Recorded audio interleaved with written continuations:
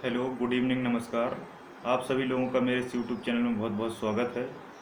आज के इस लेक्चर में हम बहुत ही डिफरेंट टॉपिक को डिस्कस करने वाले हैं। आप लोग लगातार मेरे लेक्चर्स लगातार वॉच कर रहे हैं और बहुत ही अच्छा कमेंट और रिस्पांस आप लोगों ने दिया है और इसी तरीके से मेरे सारे लेक्चर्स लगातार आते रहेंगे। अब मैं आगे एक बहुत ही अच्छी स्ट्रेटजी के साथ काम करूंगा और जितने भी लेक्चर्स हैं वो मैं सीक्वेंस से एक ही विषय पर बनाऊंगा। लेकिन कहीं ना कहीं मुझे ऐसा लगा और पढ़ाने के समय मैंने अपने आप से एक्सपीरियंस किया कि कहीं ना कहीं पढ़ने के साथ साथ हमें मोटिवेट होना बहुत ही ज़रूरी होता है। मोटिवेशन एक इतने बहुत ही बढ़िया तरीके के फैक्टर के रूप में हमारे साथ काम करता है कि हम बहुत कम लेवल से बहुत कुछ अच्छा कर जाते हैं और अगर मोटिवेशन साथ नहीं होता तो हम बहुत अच्छे से बहुत नीचे आ जाते हैं। ऐसा मैंने अपने जीवन में देखा भी है और बहुत सारा एक्सपीरियंस भी किया है। तो कहीं ना कहीं ये जो क्लास है आज की, ये मोटिवेशन पर डिपेंड है। मैं आप लोगों को बहुत सारी ऐसी चीज़ें समझाऊंगा जिससे जिससे आपकी जो पढ़ाई है वो बिल्कुल सही डायरेक्शन में आ जाएगी। क्योंकि बहुत सारे ऐसे फैक्टर्स होते हैं जो आपके जीवन में लगातार आते हैं और आप उनसे कहीं ना कहीं डिमोटिवेट हो जाते हैं और डिमोटिवेट होने के कारण आपका जो टारगेट है, जो आपका लक्ष्य है, कहीं ना कहीं वो आपसे दूर हो जाता है और आप उस तक नहीं पहुंच पाते। जी हाँ, बहुत ही छोटी सी चीज़ें होती हैं जीवन में जिनको हम नज़रअंदाज कर देते हैं। हमें ऐसा लगता है कि अरे इतनी छोटी चीज़ है, इससे क्या होगा, है ना। और वही छोटी चीज़ आपके जीवन में इतना बड़ा इफेक्ट डालती है कि आपका पूरा जीवन एक अलग डायरेक्शन में चला जाता है। एक उदाहरण से समझिए। एक बार एक बहुत बड़ी कंपनी के चेयरमैन थे। एक बार बहुत बड़ी कंपनी के चेयरमैन थे और उन चेयरमैन ने कहा, जो हेड एचआर था उससे कहा कि आज मैं जो नया व्यक्ति आने वाला है नई पोस्ट पर, उसका इंटरव्यू मैं खुद लूँगा। तो उनके एचआर ने कहा कि ठीक है सर, आप ले लीजिए इंटरव्यू। तो उनने जब इंटरव्यू लिया तो उनने कहा कि चलो पहले इंटरव्यू के पहले हम नाश्ता कर लेते हैं, ब्रेकफास्ट कर लेते हैं। तो ब्रेकफास्ट में उन्होंने सूप ऑर्डर किया। जब टेबल पर वेटर सूप लेकर आया और दोनों के लिए सूप रखा और जैसे ही सूप रखा तो जो इंटरव्यू देने आया था उसने उस सूप में नमक डाला। और नमक डालने के बाद उसको पी लिया। ये बात चेयरमैन और जो उसके सीईओ थे वो बड़ी गौर से इस चीज़ को देख रहे थे। और उसके बाद वो वापस आए और जो हेड एचआर था उससे सीईओ का डिस्कशन हुआ और उन्होंने कहा कि आपने ले लिया इंटरव्यू, कैसा रहा, मेरा जो कैंडिडेट है वो कैसा रहा। उन्होंने कहा मैंने उसे रिजेक्ट कर दिया। तो जो हेड एचआर था वो शॉक्ड हो गया, क्यों कि आपने मेरे व्यक्ति को रिजेक्ट कैसे कर दिया। तो उनने कहा कि उसने जो सूप ऑर्डर किया था, उसने और मैंने जो सूप ऑर्डर किया था उसे उसने बिना टेस्ट किए, बिना चेक किए उसमें नमक कैसे डाला, है ना। ये बहुत ही छोटी सी बात है। सामने वाले का दृष्टिकोण कैसा है ये उसके ऊपर डिपेंड करता है और जैसा जिस व्यक्ति की सोच होती है, उसने सोचा कि ये क्या है, बहुत छोटी सी बात है। लेकिन जो उसके चेयरमैन थे कंपनी के, उनने कहा कि जो व्यक्ति एक छोटे से काम में इतनी छोटी सी मिस्टेक कर सकता है, मतलब उस चीज़ को उसने बिना चेक किए, बिना परखे, बिना जांच किए, है ना, उसका बिना एनालिसिस किए, उसको पूर्वानुमान के आधार पर ऐसा मान लिया कि ये चीज़ ऐसी होगी। मतलब ये है कि हमारी कंपनी में आज से एक ऐसा पर्सन आ जाएगा जो कि जितनी भी कंडीशन है उनको बिना एनालिसिस करे, बिना जांच किए, अपने हिसाब से उनको डील करेगा, जो कि मेरी कंपनी के लिए क्या होगा, गलत साबित होगा, है ना। तो ऐसी बहुत सारी छोटी चीज़ें होती हैं। ऐसे ही हमारी पढ़ाई में भी बहुत सारे ऐसे फैक्ट होते हैं जो कहीं ना कहीं हमको नीचे ले जाते हैं, कहीं ना कहीं हमको डिमोटिवेट कर देते हैं, हमारा डायरेक्शन बदल देते हैं।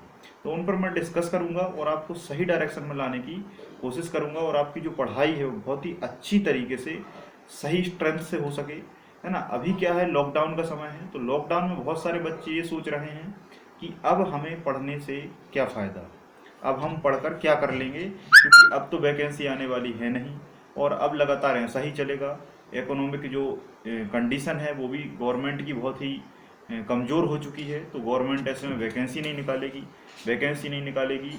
तो कभी भर्तियाँ नहीं आएंगी, भर्तियाँ नहीं आएंगी तो हम पढ़ें क्यों, हम पढ़ें क्यों। ऐसी बहुत सारी बातें सामने आ रही हैं, लेकिन ऐसा कुछ नहीं है। वैकेंसी तो आएंगी ही, ये एक छोटी सी समस्या है और ये जल्द ही ख़त्म हो जाएगी। और जैसे ही ख़त्म होगी तो जैसा कि आपने अभी देखा होगा कि जो एमपी गवर्नमेंट है उसने अपना जो शेड्यूल है सारे एग्ज़ाम्स का वो डाल दिया है कि कब कब कौन कौन से एग्ज़ाम होंगे। अगर आपने चेक नहीं किया तो आप व्यापम की साइट पर जाकर सारे एग्ज़ाम की डेट चेक कर सकते हैं कि कब कौन सा एग्ज़ाम होने वाला है। और जल्द ही बहुत सारी नई वैकेंसीज भी आने वाली हैं। मैं कहता हूं कि अभी नहीं आएगा, आगे आएगा, 1 साल बाद आएगा, 2 साल बाद आएगा, कभी ना कभी वैकेंसी आएंगी और आपको वो अपॉर्चुनिटी को गंवाना नहीं है। तो निश्चित तौर पर आप लोगों को करना क्या है वो मैं आपको आज इस लेक्चर में डिस्कस करने वाला हूँ।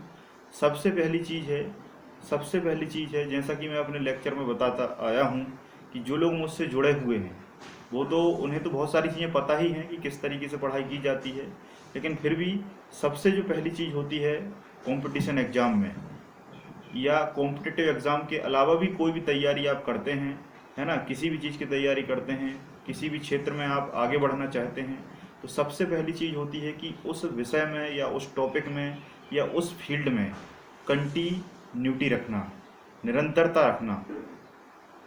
इसका अर्थ ये है कि आप उस क्षेत्र में लगातार बने हुए हैं कि उसको ब्रेक करते जा रहे हैं। आपको कोई भी काम आप ज़िंदगी में करें, कोई भी काम करें, आपको उसमें कंटिन्यूटी बरकरार रखना है। अगर आप पढ़ाई करते हैं तो आपने देखा होगा कि आप 1-2 दिन पढ़ लेते हैं, फिर उसके बाद फिर ब्रेक हो जाता है, कहीं चले जाते हैं घूमने, तो आपकी पढ़ाई की में वो कंटिन्यूटी ब्रेक हो जाती है और फिर वो सारी चीज़ें आपको उस इंटेंसिटी के साथ समझ में नहीं आती और कहीं ना कहीं फिर आप जो दोष है वो किसी और पर देते हैं कि यार ऐसा हुआ था इसलिए समझ में नहीं आया। ये बहुत सारी चीज़ें, मैं उन पर अभी बात नहीं करूँगा। जैसा कि मैं इसको एक बहुत अच्छे एग्जांपल से समझाता हूँ कि जैसा आपका जो बॉडी है, आपकी बॉडी से मैं कहूँ कि आप रोज़ खाना ना खाएं, आपकी बॉडी से मैं कहूँ कि आप रोज़ खाना ना खाएं, रोज़ पानी ना पिएं, रोज़ और जो दैनिक क्रियाएं हैं वो आप ना करें, तो आपका शरीर स्वस्थ रहेगा क्या, या आपका शरीर लंबे समय तक चल पाएगा क्या?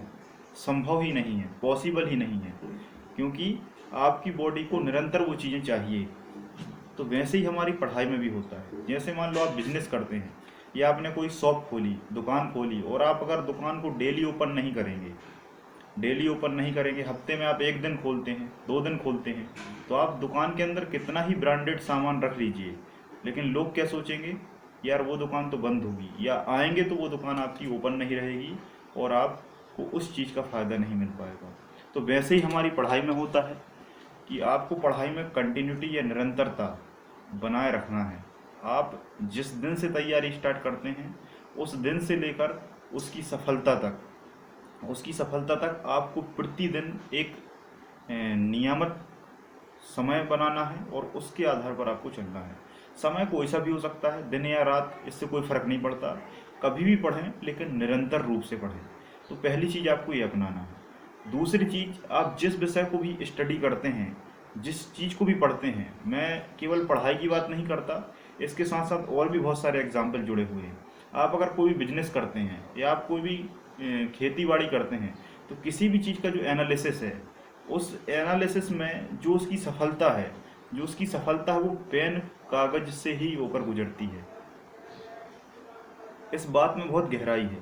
किसी भी क्षेत्र में अगर आप सफल होना चाहते हैं, किसी भी क्षेत्र में, वह कोई भी क्षेत्र हो, उसकी जो सफलता है वो पेन और कागज से ही होकर गुजरती है। इसके अलावा कोई दूसरा रास्ता नहीं है। ये बहुत छोटी सी चीज़ है, बहुत मामूली सी चीज़ है, लेकिन बहुत ही छोटी छोटी चीज़ें बहुत बड़ा काम कर जाती हैं। जहाँ जिस कार्य को सुई कर सकती है, उस कार्य को कभी हथौड़ा या जेसीबी नहीं कर सकती। एक आर्मी को आप कितने ही बढ़िया हथियार दे दें, टैंक्स दे दें, लेकिन अगर उनको आपने छोटे से शूज़ नहीं दिए, जूते नहीं दिए, तो आपकी आर्मी लड़ नहीं सकती। जी हाँ, बहुत छोटी सी चीज़ें होती हैं, लेकिन ये छोटे छोटे काम बहुत बड़ी सफलता को प्राप्त करती हैं। तो आप इनको बहुत अच्छे से समझिए, ठीक है। तो आपको कोई भी चीज़ को अगर पढ़ना है, स्टडी करना है, या किसी भी कार्य में बिजनेस करना है, तो आपको उसकी एक दिनचर्या बनानी है, उसका आपको एक डेली रूटीन बनाना है कि किस तरीके से हमें किस किस पॉइंटों पर डेली एनालिसिस करना है, कौन सी हमारी कमजोरियां हैं, कौन सी हमारी स्ट्रेंथ हैं, उन दोनों को सेपरेट करना है, कमियों को अलग नोट करना है और जो अच्छाइयाँ हैं उनको अलग नोट करना है। फिर उनके अंदर देखना है कि इनमें सुधार कैसे होगा, इन्हें सही कैसे किया जा सकता है। ठीक है, तो उनको सही करने के लिए फिर उन पर आप एक एक करके टिक करेंगे और उन पर आप रियाज करेंगे। वैसे ही सब्जेक्ट में होता है, सब्जेक्ट में भी आपको जितनी भी चीज़ों को आपको पढ़ना है उनको केवल आप पढ़कर याद नहीं कर सकते, है ना। बहुत सारे बच्चे कहते हैं कि सर हमारा पढ़ने में मन नहीं लगता, बहुत सारे लोग कहते हैं कि हमारा पढ़ने में मन नहीं लगता। और सबसे बुरी बात यह है कि सफलता पढ़ाई से होकर ही गुजरती है, सफलता पेन कागज से ही होकर गुजरती है। कोई भी कार्य आप देख लीजिए, अगर वो सफल है तो उसमें पेपर और पेन का उपयोग जरूर हुआ होगा कहीं ना कहीं, किसी न किसी रूप में। ठीक है, तो वही मैं आपसे कहना चाहता हूँ कि निरंतरता आपको बना के रखनी है और साथ साथ चीज़ों को आपको लिखना है। जिस दिन आपने लिखना सीख लिया, किसी भी टॉपिक को पढ़ने के साथ उसको लिखना अगर आपने सीख लिया, ये स्ट्रेंथ अगर आपने पकड़ ली, तो मैं दावे के साथ कह सकता हूँ कि आपको कभी भी पढ़ाई में बोरियत महसूस नहीं होगी। आपका वो सब्जेक्ट इंटरेस्टिंग बनता जाएगा। बस शुरुआत में कुछ समय लगेगा समझने में, लेकिन एक समय ऐसा आएगा कि आप बहुत ही आसान तरीके से, बहुत ही ईजिली तरीके से उन सारी चीज़ों को समझ पाएंगे। और समझ पाने के बाद एक लंबे समय के बाद आप एक ऐसी स्थिति पर पहुंचेंगे कि आपको लगेगा कि यार मैं कितना आगे आ चुका हूँ। अपने आप पर आपको एक कॉन्फिडेंस आ जाएगा कि यार मैं इन सब से बेटर हूँ। मुझे भीड़ का हिस्सा नहीं बनना, मुझे भीड़ का कारण बनना है। कि भीड़ किस लिए होती है वो व्यक्ति बनना है, ना कि भीड़ का हिस्सा बनना है।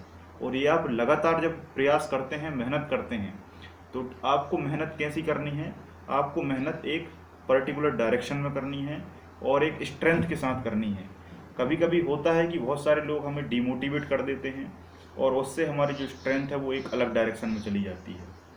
बहुत सारे बच्चों को मैंने देखा है कि उनमें स्ट्रेंथ भी होती है, जज्बा भी होता है, कड़ी मेहनत भी करते हैं, सब कुछ करना चाहते हैं, निरंतर भी रहते हैं। मैंने बहुत सारे बच्चों को देखा है, लेकिन कहीं ना कहीं उनको कुछ ऐसे लोग जो होते हैं वो उनको थोड़ा सा डिमोटिवेट कर देते हैं, नकारात्मक विचार मन में भर देते हैं और उनका जो जीवन है वो एक ही अलग डायरेक्शन में चला जाता है और उनका पूरा जीवन बर्बाद हो जाता है।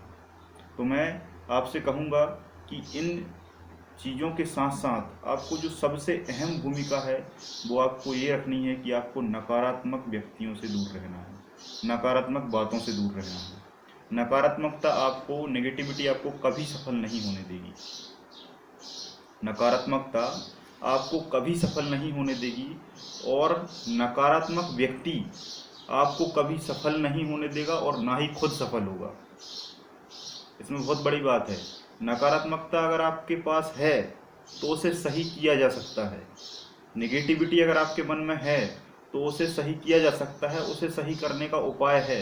लेकिन नकारात्मक व्यक्ति आपके पास है, नकारात्मक व्यक्ति आपके पास है तो उसका कोई सॉल्यूशन नहीं है, उसका कोई सॉल्यूशन नहीं है। ना ही आप उसे ठीक कर सकते, ना ही उसकी सोच को आप बदल सकते, बल्कि आप अपने को ही बहुत पीछे ले जाएंगे।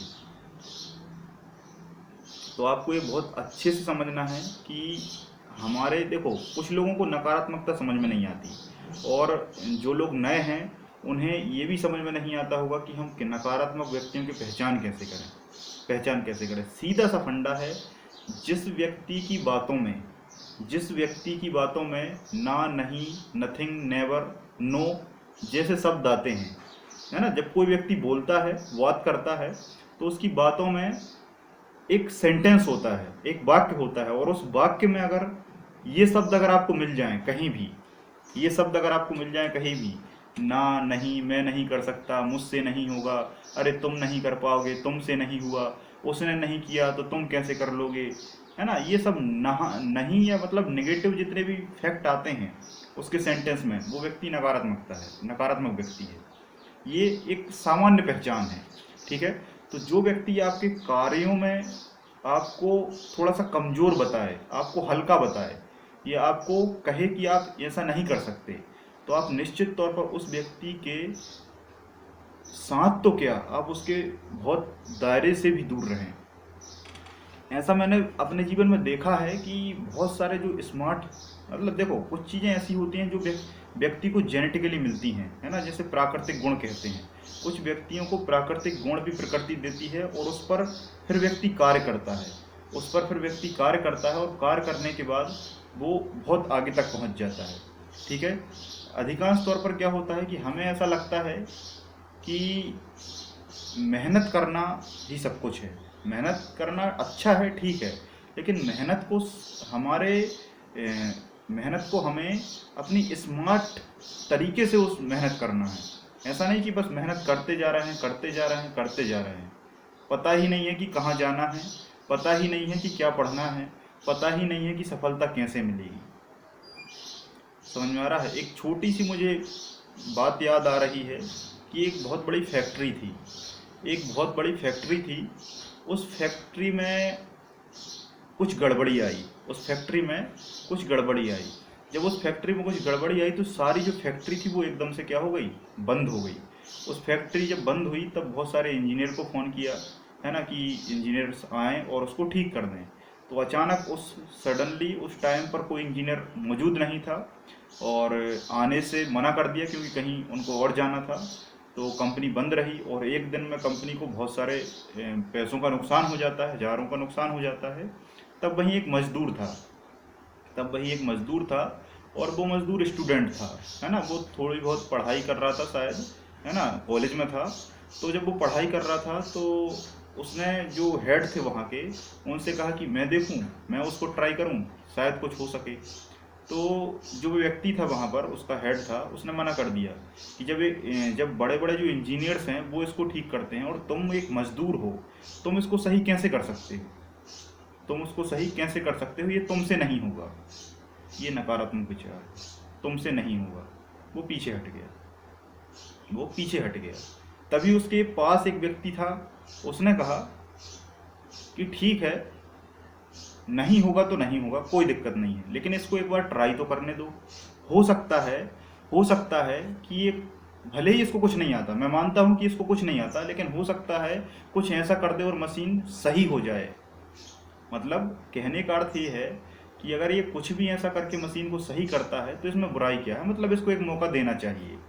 तो उसने एक कील उठाई जो छेनी होती है और एक हथौड़ा उठाया और केवल एक हथौड़ा ठोका और पूरी जो फैक्ट्री थी वो चालू हो गई। जो पूरी फैक्ट्री थी वो चालू हो गई, केवल उसने एक हथौड़ा मारा।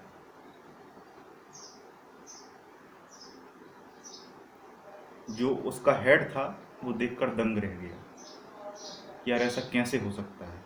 लेकिन उसने फिर उसी नकारात्मक विचार के साथ उसको देखा और उससे कहा, ए मजदूर, यहाँ आओ, तुमने ये ठीक किया, ठीक है, ये तुम्हारा कोई एहसान नहीं है, कीमत बोलो, इसके इसके ठीक करने के कितने पैसे लोगे।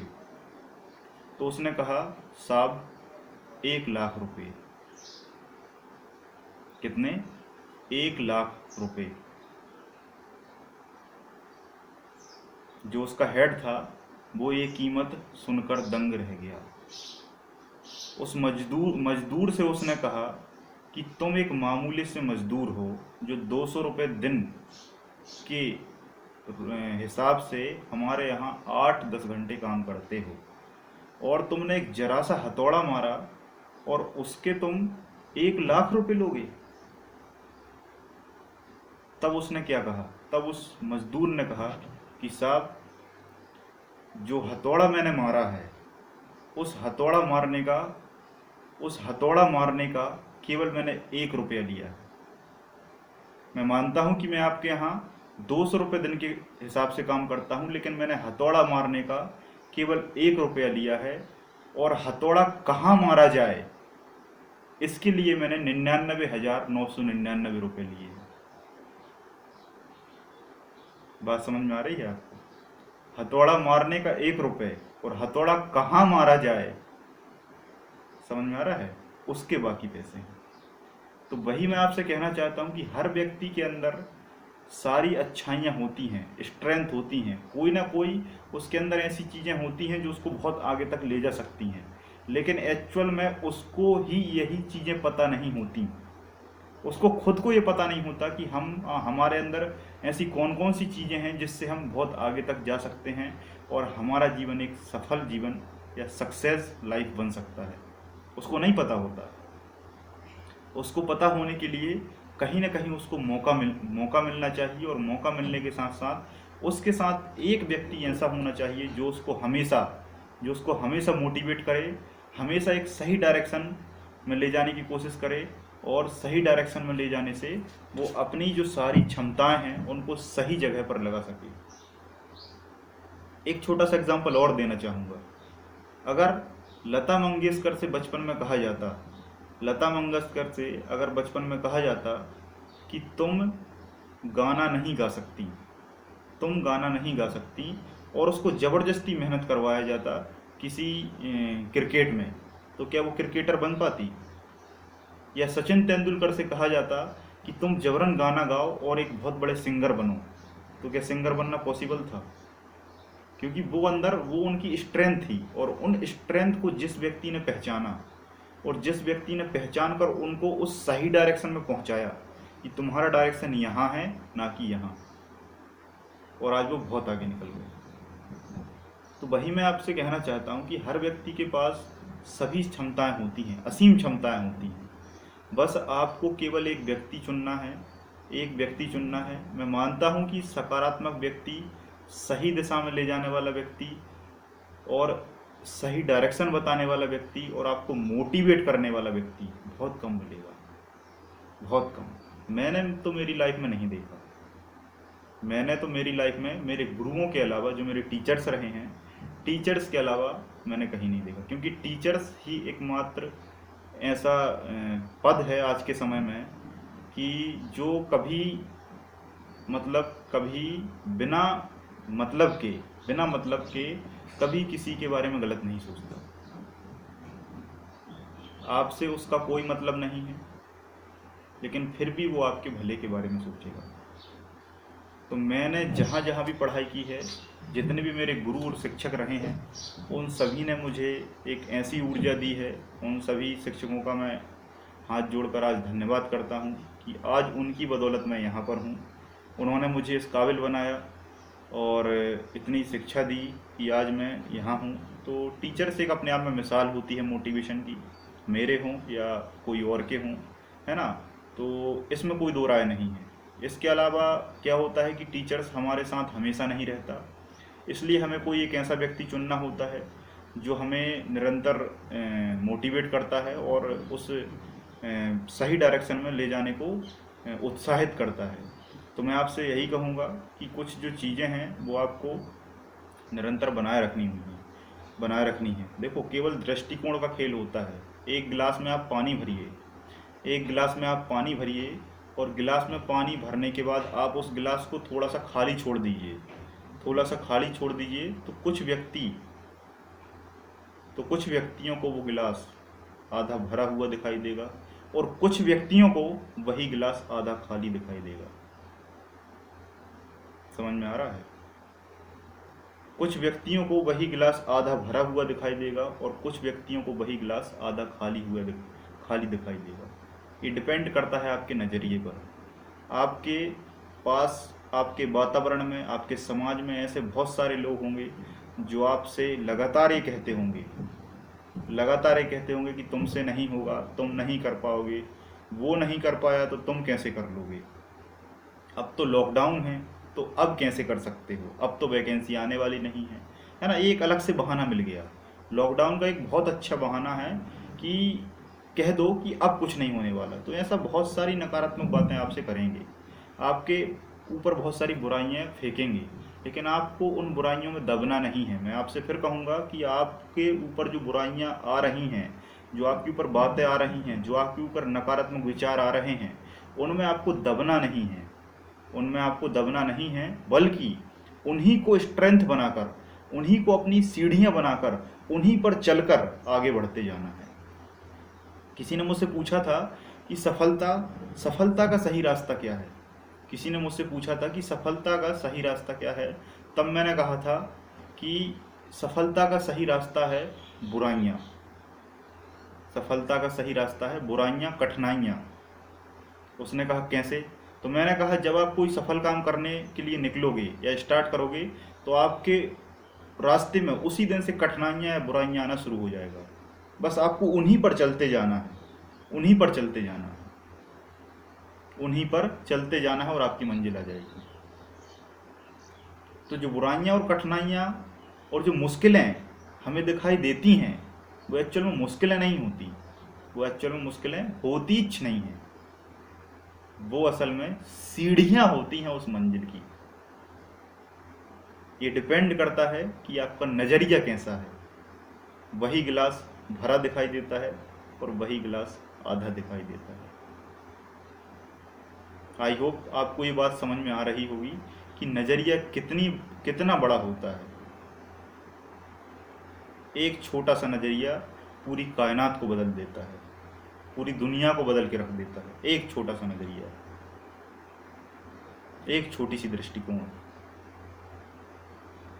एक बच्चे की मुझे कहानी याद आ रही है, एक बच्चे की मुझे कहानी याद आ रही है कि उस बच्चे का नज़रिया इतना शार्प था कि वो एक स्कूल में पढ़ता था, स्कूल में पढ़ता था और स्कूल में पढ़ने से उसने देखा कि स्कूल में एक मैप लगा हुआ है जो कि बहुत पुराना है। एक मैप लगा है जो कि बहुत पुराना है और उस मैप में बहुत सारे परिवर्तन हो चुके हैं, लेकिन वही पुराना मैप लगा हुआ है, वही पुराना मैप लगा हुआ है। नया मैप वो कई समय से लगाना चाहता था लेकिन नहीं लगा पाया क्योंकि गरीब फैमिली से था। घर आया तो पिताजी शराब पी के आए। पिताजी ने शराब पीने से उसको बहुत डांटा और डांटने के बाद वो बेचारा सो गया। और सोने के बाद जब वो उठा तो शराब पीने के बाद जो पिताजी के जो शराब की बोतल होती हैं वो बोतल ऐसी पड़ी हुई थी कमरे में बहुत सारी। तो उस बच्चे ने क्या किया कि उन बोतलों को इकट्ठा किया। लगभग उसके पिताजी 100 रुपये या 200 रुपये की दारू पी चुके थे, 100-200 रुपये की दारू पी चुके थे। और 100-200 रुपये की दारू या शराब पीने के बाद जो कांच की बोतल बची थी उन कांच की 3-4 बोतलों को उस बच्चे ने उठाया। उस बच्चे को उठाने के बाद वो उस कबाड़ी में ले गया। कबाड़ी में जब उसने दिया सुबह सुबह तो उसको वहाँ से 5 रुपये मिले, तब उसको वहाँ से 5 रुपये मिले। इस कहानी को बहुत गौर से सुनिएगा कि 200 रुपये की उसने दारू पी, 200 रुपये की दारू पी और उसके बाद वो जो बोतल बची उनको उसके बच्चे ने उठाया। बच्चे ने उठाने के बाद उसको कबाड़ में बेचा, 5 रुपये मिले। 5 रुपये से उसने साइकिल को किराए से ख़रीदा। 5 रुपये में साइकिल किराए से मिलती है। 5 रुपये में साइकिल को किराए से ख़रीदा 1 घंटे के लिए। किराए से साइकिल को ले गया एक दूध वाले के यहाँ से उसने कुछ पैकेट उठाए और उन पैकेटों को उस साइकिल से उसने बांटना शुरू किया। पूरे मोहल्ले में सारे दूध के पैकेट उसने साइकिल से बांट दिए। तब उसको वहाँ से 30 रुपये मिले। और 30 रुपये मिलने के बाद साथ में एक दूध का पैकेट भी दे दिया दुकानदार ने एक दूध का पैकेट भी दे दिया कि ले इसको पी लेना, क्योंकि ये तेरी काम की मेहनत है ना। पैसे तो तूने ले ही लिए लेकिन थोड़ा सा तू दूध भी पी लेगा तो अच्छा काम कर सकेगा। तो दूध के पैकेट पर जैसे ही उसकी नज़र पड़ी तो उसने कहा कि ये 30 रुपये भी आप रख लो और 30 रुपये के सारे दूध के पैकेट दे दो। सारे दूध के पैकेट दे दिए। सारे दूध के पैकेटों को लेकर एक चाय की दुकान पर पहुंचा। चाय की दुकान के पर पहुंचकर चाय वाले भैया से बोला कि इसकी चाय बना दो, जो भी आपका खर्चा है वो मैं आपको दूंगा। 4 दूध के पैकेट की चाय बनाई और उसने कम से कम 20 से 30 या 40 व्यक्तियों को चाय पिलाई। 30 से 40 व्यक्तियों को चाय पिलाई और 30-40 व्यक्तियों के चाय से जो पैसा इकट्ठा हुआ वो था 200 रुपये। वो क्या था? 200 रुपये। आप समझ पा रहे हैं? नज़रिया होता है, दृष्टिकोण होता है हर एक चीज़ का। वही 200 रुपये की शराब उसने 2 मिनट में गंवा दी। अपना धन भी चला गया है ना, अपनी बॉडी भी चली गई और अपना बहुत कुछ खो दिया। और अंत में कुछ नहीं बचा। लेकिन उस बच्चे का दृष्टिकोण क्या था कि उसने उस खाली बोतलों से उस भरी बोतलों तक का पैसा बना लिया। और उस 200 रुपये का उसने क्या किया पता है? उस 200 रुपये से उसने एक मैप खरीदा, एक नक्शा खरीदा, अपने स्कूल गया, स्कूल में कहा मैं आई कम इन सर। सर ने कहा अंदर आओ। अंदर आने के बाद सर ने बोला क्या काम है, तो वह बच्चा चुपचाप रहा। मैप निकाला, पुराना मैप निकाला, नया मैप निकाला और जाने लगा।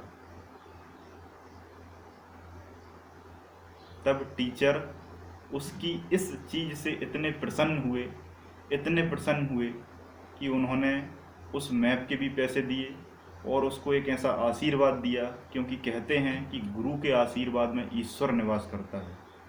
गुरु के आशीर्वाद में ईश्वर निवास करता है। अगर गुरु ने आशीर्वाद दे दिया तो आप जीवन में कभी असफल नहीं हो सकते, ये बिल्कुल सत्य बात है। और अगर गुरु ने आपको अभिशाप दे दिया तो भी आप कभी सफल नहीं हो सकते, ये भी सत्य बात है। ये डिपेंड करता है आपके कार्यों पर कि आप कितने सही तरीके से काम करते हैं। इसलिए आपसे कहूँगा कि गुरु इस संसार में भगवान से भी बड़ा होता है। उसका कोई मूल्य नहीं है, वो अमूल्य होते हैं। अगर उन्होंने आपके जीवन में कुछ छाप दे दी, आपको कुछ आशीर्वाद दे दिया, तो आप बहुत आगे निकल जाएंगे। तो उस बच्चे ने उस पैसे से बहुत कुछ कमा लिया और एक ऐसी चीज़ कमा के ले गया, आशीर्वाद, कि उससे वो बहुत बड़ा इंसान बना, बहुत सफल इंसान बना और उसने अपने जीवन में सारी कामयाबियों को हासिल किया। तो मैं आपसे वही कहूँगा कि जीवन में केवल और केवल दृष्टिकोण डिपेंड करता है, ना कि पैसा और पेट सब लोग कमा लेते हैं। पैसा एक मजदूर भी कमा लेता है, पेट एक जानवर भी भर लेता है। पैसा एक मजदूर भी कमा लेता है और पेट एक जानवर भी भर लेता है। तो जानवर और हम में अंतर क्या है?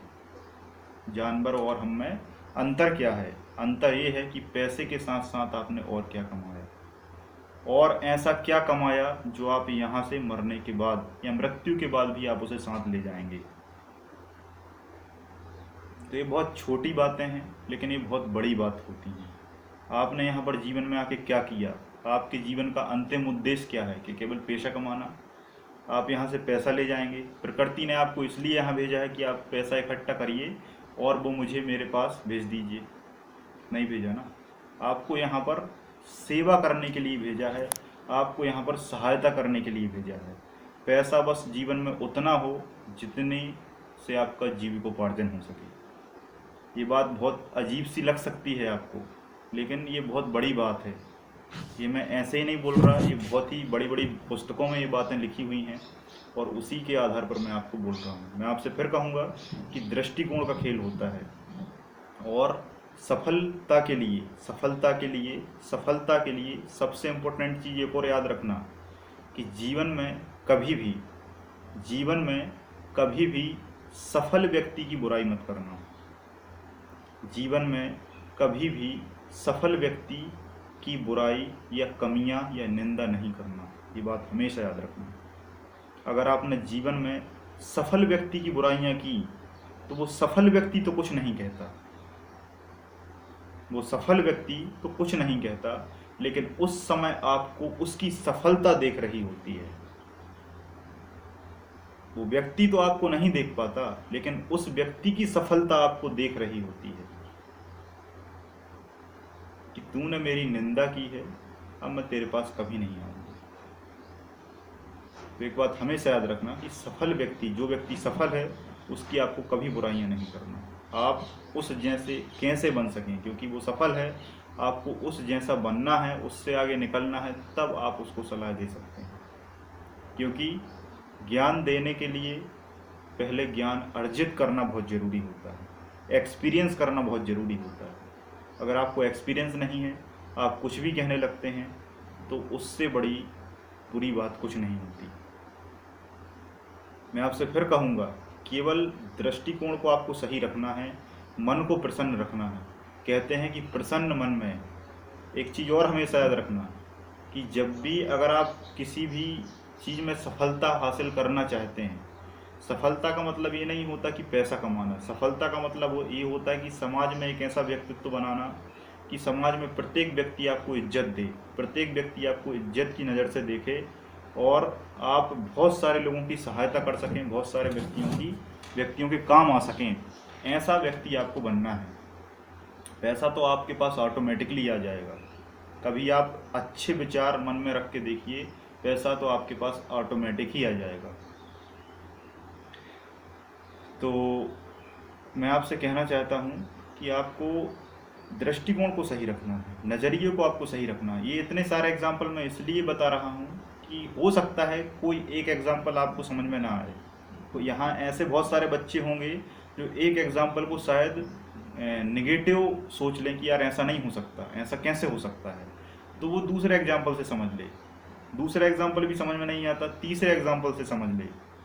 क्योंकि हर एक व्यक्ति की जो स्ट्रेटजी है वो अलग अलग होती है, क्योंकि हर एक व्यक्ति की जो जीवन की कंडीशन है, जो लाइफ की कंडीशन है वो अलग अलग है।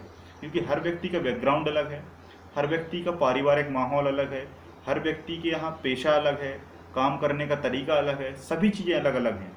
तो मैं कोशिश करता हूँ कि बहुत सारे एग्जाम्पल से आप लोगों को समझा सकूँ, ताकि वो सारे लोग इन चीज़ों को समझ सकें कि आपको जीवन में क्या करना है और क्या नहीं करना। एक अंतिम कहानी से मैं इस चीज़ को समाप्त करूँगा कि आपको सफल होने के लिए आपको प्रसन्न मन रखना है, प्रसन्न मन रखना है, खुश रहना है। कहते हैं कि खुश रहने से आपके जीवन में निखार आता है, खुश रहने से आपके जीवन में निखार आता है। आपके जीवन जल्दी सफल होने में 4 चांद लग जाते हैं। बहुत सारे पुराने ग्रंथों में भी लिखा है कि प्रसन्न मन में ईश्वर निवास करता है, प्रसन्न मन में ईश्वर निवास करता है, और उदास मन में चांडाल निवास करता है। ये डिपेंड आपके ऊपर करता है कि आपको क्या बनना है। प्रसन्न मन रहता है तो उस काम में आपका मन लगता है, उस काम में आपका मन लगता है, उस काम के लिए आप कृतज्ञ रहते हैं तो आपका उस काम में इंटरेस्ट बढ़ता है, और जब इंटरेस्ट बढ़ता है तो वो काम आपको काम नहीं खेल लगने लगता है, चाहे वो पढ़ाई का हो, चाहे वो कोई भी कठिन काम हो। और जब काम में इंटरेस्ट आता है तो खेल लगने के बाद वो काम में आप इतने आगे निकल जाते हैं कि आपको सफल बनने से कोई भी व्यक्ति रोक नहीं सकता। तो आपको प्रत्येक काम को सही नज़रिए से, गलत भी काम है तो उसमें आपको सही चीज़ देखना है। जैसे एक कहानी मुझे याद आ रही है। एक राजा थे और उनका एक मंत्री था। एक राजा थे और एक उनका मंत्री था। राजा में थोड़े से नकारात्मक विचार थे, लेकिन उनका जो उनका मंत्री था वो बहुत ही पॉजिटिव था, बहुत ही सकारात्मक था। ठीक है, बहुत ही सकारात्मक व्यक्ति था। इतना सकारात्मक था कि उसके जीवन में कोई भी घटना होती, वो बस एक ही बात कहता कि बहुत बढ़िया, बहुत अच्छा, बहुत बढ़िया। एक बार उसे राजा ने दंड दिया, तो राजा से उसने कहा बहुत बढ़िया, बहुत अच्छा हुआ। राजा ने कहा कि तुझे दंड दे दिया, इसमें क्या बढ़िया हुआ? उसने फिर कहा कि बहुत बढ़िया हुआ। एक दिन क्या हुआ कि राजा की तलवार गिर गई और राजा का अंगूठा कट गया। राजा का जब अंगूठा कट गया तब उस मंत्री ने कहा कि बहुत बढ़िया हुआ, बहुत अच्छा हुआ, बहुत बढ़िया हुआ। तब राजा को बहुत गुस्सा आया। तब राजा को इतना गुस्सा आ गया कि मेरा अंगूठा कट गया, अब मैं युद्ध नहीं कर सकता, अब मैं लड़ नहीं सकता, और ये मेरा मंत्री होकर ये कहता है कि बहुत बढ़िया हो गया, इसको जेल में बंद कर दो। उसको जेल में बंद कर दिया। उसको जब जेल में बंद किया तब भी उस मंत्री ने यही कहा कि बहुत बढ़िया हो गया, बहुत अच्छा हुआ। तब राजा परेशान। राजा ने कहा इसको बंद ही रहने दो, इसको कभी मेरे सामने मत लाना। एक बार फिर क्या हुआ कि राजा जंगल में युद्ध करने गए, राजा जंगल में शिकार करने गए। और जब शिकार करने गए तो वहाँ पर कुछ आदिम जनजातियों के जो लोग थे उन्होंने राजा को पकड़ लिया, है ना, जो अजीब सी भाषाएं बोलते हैं, बाबा बूबू हा हा हू हू, इस तरीके के बहुत सारे जो ट्राइबल्स थे, जनजाति कम्युनिटी के लोग थे, उन्होंने राजा को पकड़ लिया। और राजा को पकड़ने के बाद राजा की बलि देने लगे। राजा की जैसे ही बलि दी जाती है और उसके जो मुखिया थे उनकी नज़र पड़ती है राजा के अंगूठे पर, और जैसे ही राजा के अंगूठे पर उनकी नज़र पड़ती है और वो तुरंत कहते हैं कि इसकी बलि नहीं दी जा सकती, क्योंकि बलि एक साबुत व्यक्ति की दी जाती है जो व्यक्ति अपने सभी अंगों से परिपूर्ण हो। और ऐसा कहकर राजा को छोड़ दिया। राजा को जब छोड़ दिया तब राजा को वास्तविक ज्ञान हुआ कि जो मंत्री था वो सही कहता था। उस मंत्री ने उस दिन सही कहा था कि जो होता है अच्छे के लिए होता है, बहुत अच्छा हुआ, बहुत बढ़िया हुआ। वो राजा सीधा आता है और कहता है उस मंत्री को मेरे सामने पेश करो, उसे जल्दी से जल्दी जेल से निकालो। मंत्री को जेल से निकाला जाता है, उसको सामने पेश किया जाता है और वो हाथ जोड़ के खड़ा हो जाता है और कहता है कि मंत्री, तुमने उस दिन सही कहा था कि जो होता है अच्छे के लिए होता है, बहुत बढ़िया होता है, बहुत अच्छा होता है, मतलब सकारात्मक सोच। उसने कहा कि अगर तुमने उस दिन कहा था कि मेरा अंगूठा कटा तो बहुत बढ़िया हुआ, आज अगर ये अंगूठा नहीं कटता तो मैं आज जीवित ना रहता। लेकिन मुझे एक बात समझ में नहीं आई, राजा ने कहा, लेकिन मुझे एक बात समझ में नहीं आई कि मेरा अंगूठा कटा, मैं बच गया, ठीक है, ये बात मैं मानता हूँ, लेकिन तुम्हें मैंने इतने महीने 3 से 4 महीने कैद करके रखा, 3 से 4 महीने जेल में कैद करके रखा, और तुम्हारा इतना बहुमूल्य समय व्यतीत हो गया या बहुमूल्य समय बर्बाद हो गया, फिर भी तुमने ये क्यों कहा कि बहुत बढ़िया हुआ, बहुत अच्छा हुआ। मानता हूँ कि मेरा अंगूठा कटा, मैं बच गया, लेकिन तुम्हें मैंने 3 से 4 महीने जेल में बंद रखा, फिर भी तुमने मेरे बारे में एक भी बुराई नहीं की, सारी चीज़ें सकारात्मक सोची और कहा बहुत बढ़िया हुआ, बहुत अच्छा हुआ। तब मंत्री ने कहा, राजा जी, अगर मैं जेल नहीं जाता, अगर मुझे आप कैद खाने में बंद नहीं करते तो मैं आपके साथ होता, और मैं आपके साथ होता तो आप मुझे शिकार करने जंगल ले जाते, आप मुझे शिकार करने जंगल ले जाते, और आपका तो अंगूठा कटा था इसलिए आपकी बलि नहीं दी जाती, लेकिन मेरा क्या होता। तब राजा की आंखों से आंसू आ गए और राजा सही तरीके से उस मंत्री की सारी बातों को समझ पाया। और यही छोटी सी बात से मैं आपको समझाना चाहता हूँ कि डिपेंड करता है कि आपका नज़रिया कैसा है। एक नज़रिया उसी गिलास को पूरा भरा देखता है और उसी गिलास को आधा खाली देखता है। आधा भरा है गिलास या आधा खाली है गिलास, ये आपके नज़रिए पर निर्भर करता है। तो मैं आपसे हाथ जोड़ के यही प्रार्थना करूँगा कि आपका प्लीज़ नज़रिया बदलिए, है ना। कहते हैं कि जो अपने से लड़ लेता है, जो अपने को सुधार लेता है, जो अपने अंदर झांक कर देख लेता है, जो अपने दिमाग को पढ़ने लगता है, जो अपनी आदतों को पढ़ने लगता है, जो अपनी आदतों को सुधारने लगता है, जो अपनी आदतों में कमियां देखकर उन्हें सही करने लगता है, वो इंसान इतना आगे जाता है कि उसको कोई नहीं रोक पाता।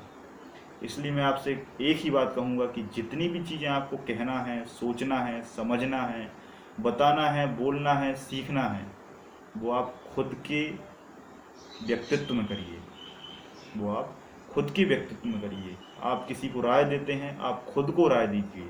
जिस दिन अगर आपने आपको समझ लिया, जिस दिन आपने आपको परख लिया, उस दिन आपको सफल बनने से कोई नहीं रोक सकता, ठीक है। तो आपको इन छोटी छोटी चीज़ों पर बहुत ही ध्यानपूर्वक काम करना है। निश्चित तौर पर अगर आपने ये फॉलो कर लिया, अभी भी मैं आपसे ये बात कहूँगा कि ये बातें बहुत सारे लोगों को समझ में नहीं आएंगी। बहुत सारे लोग इसमें भी कहेंगे, इस वीडियो को भी फॉरवर्ड करेंगे, शायद नहीं देखेंगे, कहेंगे ये क्या फालतू की बात है, उनको अपना बेही सही लगता है। जीवन में जो चीज़ अपडेट नहीं हो सकती वो चीज़ डायरेक्ट डिलीट होती है, ये सिंपल सा फंडा है। जो चीज़ अपडेट नहीं हो सकती वो डिलीट हो जाती है। जो मोबाइल अपडेट नहीं हो सकता वो मोबाइल मार्केट से ख़त्म हो जाता है। जो नई नई चीज़ों को सुधार के सही चीज़ें नहीं ला सकता वो चीज़ खत्म हो जाती है। नोकिया कितनी बड़ी कंपनी थी, नोकिया कितनी बड़ी कंपनी थी, लेकिन एंड्रॉयड वर्जन को वो अपडेट नहीं कर पाया, एंड्रॉयड वर्जन में वो सुधार नहीं कर पाया, फेल हो गया। वैसे ही आपका भी व्यक्तित्व होता है। अगर आपके व्यक्तित्व में आप केवल अपनी ही बातों को रखना चाहते हैं, आप उनमें सुधार नहीं करते, आप उनमें अपडेट नहीं करते, आप दूसरों की बातें नहीं सुनते, आप दूसरों की बातों से नहीं सीखते, तो कहीं ना कहीं आप भी क्या हो जाते हैं, डिलीट हो जाते हैं। ये कड़वा सच है, सच थोड़ा सा कड़वा होता है, लेकिन अगर आपने पी लिया तो निश्चित तौर पर आप बहुत सही साबित हो जाएंगे। तो मैं आपसे हाथ जोड़ के यही गुजारिश करता हूँ कि आप अपने जीवन को सही डायरेक्शन में लाइए और आपके द्वारा 4 लोगों का भला हो, 4 लोग सही डायरेक्शन में सोचें, आप सकारात्मक हों, आपका पूरा परिवार, आपका पूरा माहौल, आपका पूरा एक एनवायरनमेंट सकारात्मक हो और आप सकारात्मक बन के इस पृथ्वी से बहुत कुछ ले जाएं और बहुत कुछ पाएं। और बहुत बहुत मेरी शुभकामनाएं आपके साथ हैं। तो आज की वीडियो में बस मैं आप लोगों को यही स्ट्रेटजी बताने वाला था कि पढ़ाई करना ही जीवन में सब कुछ नहीं होता, क्योंकि आप लोगों ने देखा होगा कि आज के समय में 100% व्यक्ति पढ़ते हैं। आज के समय में 100% व्यक्ति पढ़ते हैं, जिनमें केवल 5% या 10% व्यक्ति ही सफल होते हैं।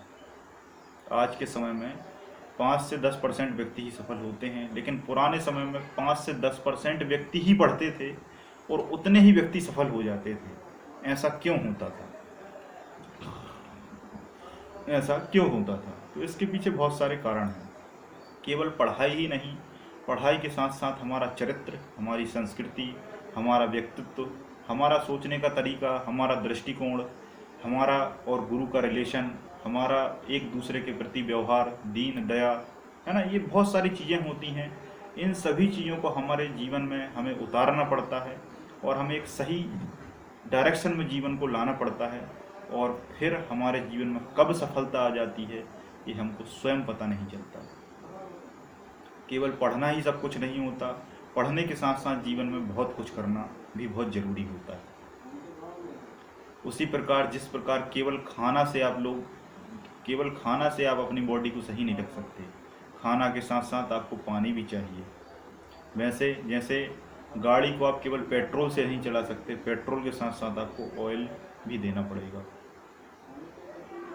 तो वैसे ही आपके जीवन में आपको पढ़ाई के साथ साथ बहुत सारे कार्य ऐसे भी करने पड़ेंगे जो आपके जीवन और व्यक्तित्व को सही डायरेक्शन में ला सकें।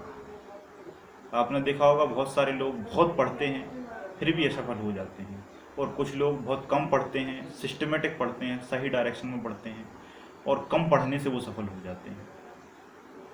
तो इसका कारण क्या है? ये मैंने मेरे अपने व्यक्तित्व और जीवन में ये चीज़ें एक्सपीरियंस की हैं। मुझसे भी बहुत ब्रिलियंट व्यक्ति थे, मैं सबसे लास्ट वाला व्यक्ति था। ये मैंने अपनी क्लास में आपको कई बार बताया है कि जब मैं मेरी क्लास में पढ़ता था तो मेरी क्लास में एकमात्र मैं ऐसा व्यक्ति था जो कभी भी मेरे जो टीचर थे उनका आंसर मैं कभी नहीं देता था। दूंगा कहाँ से, बनता ही नहीं था। दूंगा कहाँ से, मुझसे कुछ बनता ही नहीं था। सबसे मैं लास्ट स्टूडेंट था, बैक बेंचर्स था, है ना, जो आप लोग आम भाषा में कहते हैं बैक बेंचर्स। पीछे बैठता था, बनता नहीं था, लेकिन कहीं ना कहीं मन में सकारात्मक नज़रिया था, एक सोच थी, और गुरु का हाथ था, गुरु का आशीर्वाद था। और उसी दिन मैंने ठान लिया था कि नहीं बनता, कोई दिक्कत नहीं, प्रयास करेंगे, मेहनत करेंगे। मेहनत की, लगातार की, मेहनत के साथ साथ निरंतरता रखी, कंटिन्यूटी रखी, कंटिन्यूटी के साथ सकारात्मक वे रखा, सकारात्मक नज़रिया रखा, और उसके साथ सारी चीज़ों को लिखना प्रारंभ किया। सभी चीज़ें कब सही हो गई ये मुझे भी पता नहीं चला। वही मैं आपसे कहूँगा और इस वीडियो से विदा लूँगा कि आप लोग अपने जीवन को सही डायरेक्शन में लाइए और सही चीज़ों को चुनिए, ना कि गलत चीज़ों को। जहाँ नकारात्मकता है, जहाँ नेगेटिविटी है, उससे आप कोसों दूर रहिए। आपको जीवन में एक बहुत बड़ा बदलाव महसूस होगा। तो आज के लिए इस वीडियो में इतना ही। बहुत बहुत धन्यवाद। जय हिंद, जय भारत।